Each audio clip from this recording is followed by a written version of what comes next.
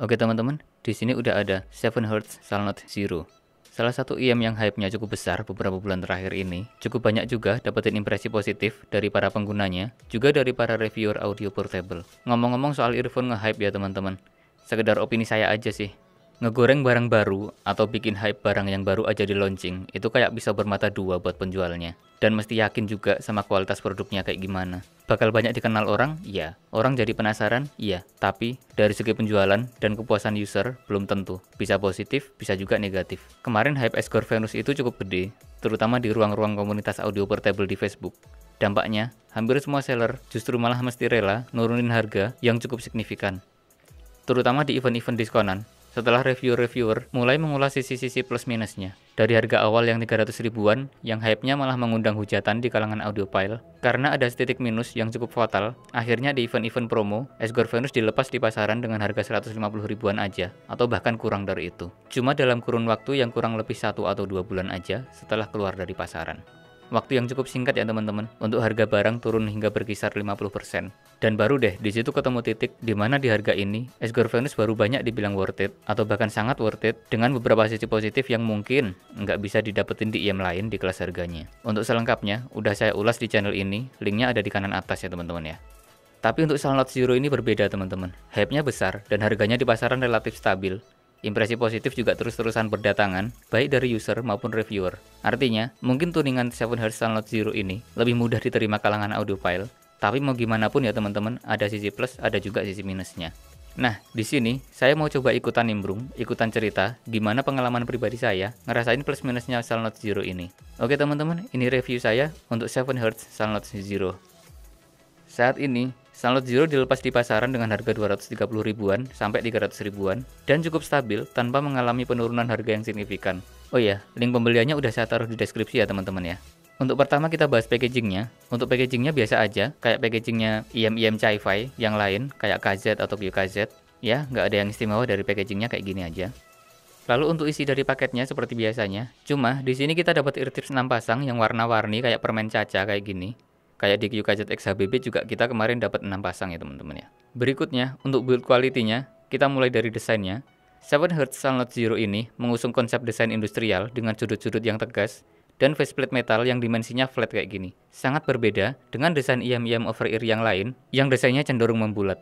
Housingnya kayak gini, ukurannya cukup ramping, enggak bulky, bahan dasarnya plastik ABS resin kayak gini.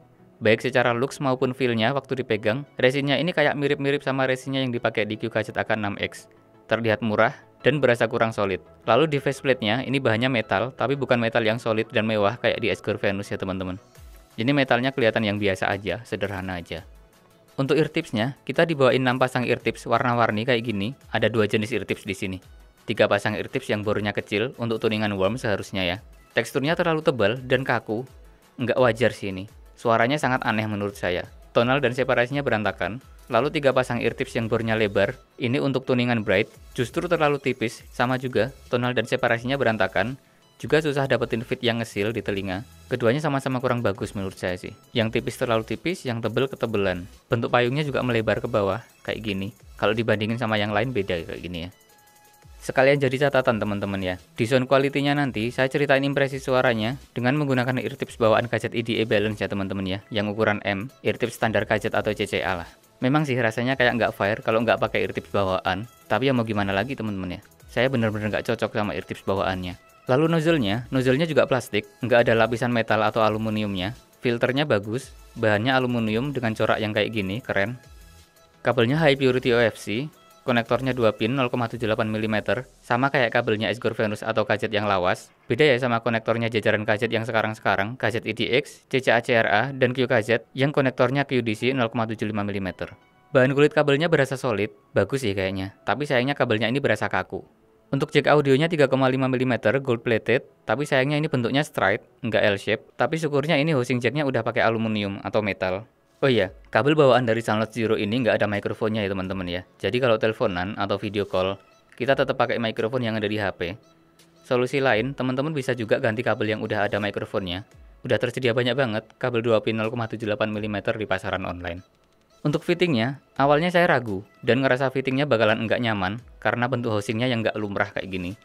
Tapi, walaupun bentuk housingnya beda sama jajaran KZ atau QKZ atau TRN atau CCA pada umumnya, yang cenderung membulat, ternyata untuk kenyamanannya cukup nyaman teman-teman. Atau saya bilang malah sangat nyaman lah ini. Buat tiduran pun bahkan terasa lebih nyaman daripada IM yang lain. Selain karena di sini faceplate-nya bener-bener ramping dan flat bentuknya, ukuran housingnya juga berasa relatif lebih kecil daripada housing IM yang lain, khususnya IM-IM over-ear ya teman-teman ya. Ear tipsnya terasa kurang nyaman di telinga, tonalnya jadi nggak bener, gara-gara ear tipsnya nggak nemu posisi yang fit. Saran saya, mending ganti ear tipsnya ini, sama ear tips lain. Pakai ear tips original dari KZ atau QKZ yang murah-murah itu juga saya rasa udah bagus, ketimbang originalnya Salute Zero ini. Untuk sound quality-nya, arah tonalnya bright, sedikit warm, mendekati balance. Low atau bassnya punya kuantitas yang nggak besar, penekanan bassnya ada di bagian sub bassnya, yang impact kebukannya cukup deep, sedangkan untuk mid bassnya cenderung kurang punch. Untuk speednya lumayan cepat dengan decay yang sangat pendek. Sampai sini udah jelas ya, kalau IM ini bukan buat teman-teman yang basshead, kecuali mau pindah haluan. Mid atau vokalnya punya ekstensi yang cukup imbang dengan bassnya. Tipikal vokalnya bukan yang tebel, agak tipis di sini, juga terasa agak kering, tapi nggak sampai setipis dan sekering vokalnya Escure Venus. Kesan jernihnya juga sangat terasa di sini, dan nggak tenggelam. Balance lah, sejajar sama bass dan treble-nya. Biasanya vokal tipis dan jernih kayak gini rawan banget sama sibilance ya teman-teman. Tapi di sini minim sekali sibilance dan shouty, aman-aman aja. Tapi bukan berarti bener-bener nggak ada sibilance-nya ya teman-teman ya. Di beberapa lagu yang memang masteringnya kurang bagus, ya sibilance-nya tetap kerasa. Overall sih, saya rasa cukup nyaman dengan kualitas vokalnya kayak gini. High atau treble-nya juga punya ekstensi yang pas menurut saya. Ngecernya terasa tapi nggak pedes atau nusuk. Detailnya juga cukup bagus. Cuma kalau buat treble head, rasanya treble di Salute Zero ini terasa kurang detail. Jadi kalau saya bilang, treble-nya ini sangat enak, nyaman, dan cukup detail buat fun listening. Tapi memang kurang detail buat yang suka analytical listening. Secara overall tonalnya, Salute Zero ini saya rasa akan sangat gampang buat diterima kebanyakan orang. Nyaman banget buat dengerin hampir semua genre musik, dan nggak bikin telinga capek. Untuk fun listening, dengerin lagu apapun enak. Mau vokalannya enak. Mau akustikan, petikan gitarnya juga terasa enak. Pop, rock, metal, enak semua. Untuk ngejar double kick drum di musik-musik metal, nggak keteteran, walaupun nggak yang ngebut-ngebut banget. Buat dengerin podcast, enak juga. Untuk dangdutan, EDM, ya enak-enak aja sih. Walaupun mungkin, sensasi gebukan di mid bassnya agak kurang. Tapi deep di sub bassnya juga udah cukup oke kok. Tapi, kalau teman-teman tipe orang yang dengerin musiknya itu lebih ke analytical, pengen dapetin suara sampai ke detail-detail simbal, violin, orkestra, kayak gitu, musik-musik klasik, ya enak-enak aja, tapi mungkin bakal kurang dapetin detailnya. Saya nggak bilang Salute Zero ini nggak cocok buat dengerin musik orkestra atau klasik ya teman-teman ya. Cuma ada yang bisa kasih detail lebih maksimal, kayak CCA CRA atau EDX Ultra atau Escure Venus. Untuk teknikalitasnya biasa aja, standar aja, mirip-mirip lah sama teknikalitasnya teman-teman yang sekelasnya. Sound stagingnya cukup luas, tapi nggak yang mewah kayak EDX Ultra, nggak seistimewa Escure Venus. Clarity-nya juga bagus, nggak kalah sama yang lainnya. Separasinya juga aman dari penumpukan suara instrumen. Imagingnya kanan kiri bagus, untuk depan belakang atas bawah juga oke lah ini. Sekarang gimana kalau kita komparasikan sama KZ EDA Balance dan JCLE MN, yang mana semuanya ini tonalnya mengarah ke mendekati balance. Secara overall tonalnya, KZ EDA Balance paling warm di antara ketiganya. Disusul Salute Zero yang paling netral dan JCLE MN yang paling bright. Tapi ketiganya bukan yang bener-bener flat. Dari vokalnya, JCLE MN punya posisi vokal yang paling maju di antara ketiganya, dan juga yang paling rawan shouty di nada-nada yang tinggi. Salute Zero sedikit lebih mundur, punya ketebalan yang relatif sedikit lebih tebal dari JCLE MN. Sedangkan EDA Balance, posisi vokalnya paling mundur, ketebalannya paling tebal, paling warm, dan vokalnya juga tetap sweet. EDA Balance dan Salute Zero sangat aman dari sibilance dan shouty. Dari bassnya, Salute Zero punya sub bass yang paling kuat impactnya, disusul EDA Balance yang selisihnya nggak begitu signifikan. Sedangkan JCLE MN, dengan kuantitas bass yang paling kecil, sub bass dan mid bassnya paling seimbang. Dari kuantitas bass ketiganya, EDA Balance yang paling besar, disusul Salute Zero, sedangkan JCLE MN berasa bassnya paling flat. Dari treble-nya, JCLE MN punya ekstensi treble yang paling menonjol, paling ngecering, dan paling rawan peak. Sedangkan Salute Zero sedikit lebih kalem, tetap ngecering, tetap detail, tapi lebih terkontrol dan nggak nusuk di telinga. Lalu EDA Balance berasa paling lembut di sini, di antara ketiganya, dan paling minim detailnya. Kesimpulan dari saya teman-teman ya, Salute Zero ngasih kesan yang pantas buat hype-nya yang cukup gede kemarin. Wajar sih kalau banyak yang ngerasa cocok sama IM ini, karena ya emang ramah buat semua genre musik.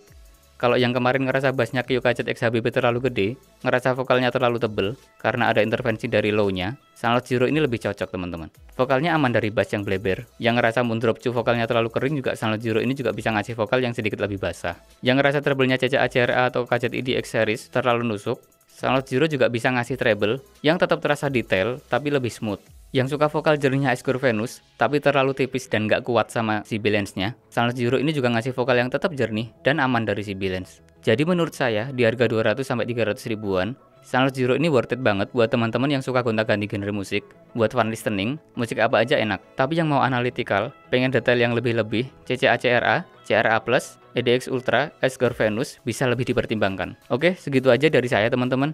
Yang belum subscribe, boleh banget subscribe biar kita tetap bisa diskusi mengenai in-ear monitor budget Creore di channel ini. Oke, assalamualaikum.